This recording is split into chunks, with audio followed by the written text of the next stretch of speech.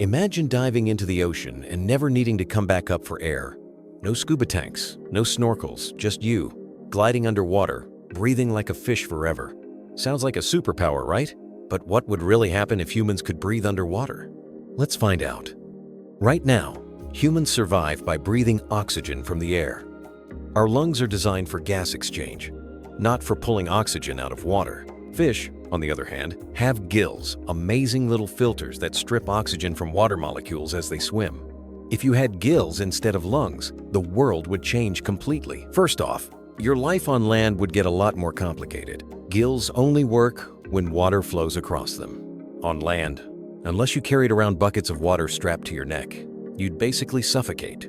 So if you had fish-style breathing, you'd be permanently tied to the water. Goodbye hiking trips. Hello, permanent beach lifestyle. But let's imagine you could also keep your lungs. Now we're talking hybrid human able to breathe air or water. Switching between the two, that's like evolution handing you an amphibian upgrade. This version is much more fun because you could go about your normal day, then casually drop into the ocean and live there without scuba gear. What would that look like? For starters, vacations would be wild. Forget expensive submarine tours, just swim down to see shipwrecks, coral reefs, or even hang out with whales. Underwater cities could actually exist because oxygen wouldn't be the problem anymore. The main issue today with building underwater habitats is supplying breathable air. But if people could breathe water, the ocean floor would suddenly become prime real estate. Imagine real estate agents selling you a 3-bedroom condo with stunning coral views. Of course, living underwater comes with new problems.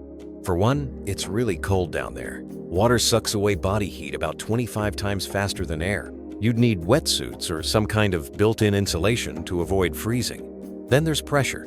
The deeper you go, the more water pushes down on you. Past a few hundred feet, your body would be crushed unless you had some serious biological upgrades. Fish handle this with special adaptations, squishy bodies, compressible organs, but humans? We'd need a redesign. Now, here's a fun twist. Food. With gills, you could spend hours fishing underwater without worrying about drowning. But your hunting style would probably change. Instead of fishing with rods, you might actually chase schools of tuna, spear in hand, like some weird dolphin-human hybrid. Also, imagine fast food chains adapting, now serving kelp burgers for our underwater customers. And what about sports? Olympic swimming records would be shattered overnight. Scuba diving would become pointless because everyone would be a scuba diver.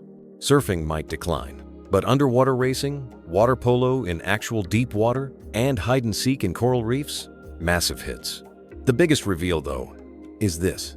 The ocean covers over 70% of Earth's surface. Right now, it's mostly off-limits to us because we can't breathe underwater. If we could, suddenly humans would have access to a second planet right here on Earth. Millions of square miles of territory could be explored and maybe colonized. That's more living space than we'd ever need. Wars over land? Probably replaced by turf wars over coral reefs. Humanity would literally double its home. But before you pack your bags for Atlantis, remember, the ocean is also home to sharks, giant squids, and creatures that glow in the dark just to lure and prey. Breathing underwater doesn't make you invincible. In fact, it just puts you on the menu for a whole new set of predators. So what's the takeaway? If humans could breathe underwater forever, we'd unlock a massive part of our planet. Revolutionize travel, sports, and even housing. But survival would still depend on overcoming cold, darkness, and deep-sea pressure. Breathing underwater isn't just about freedom.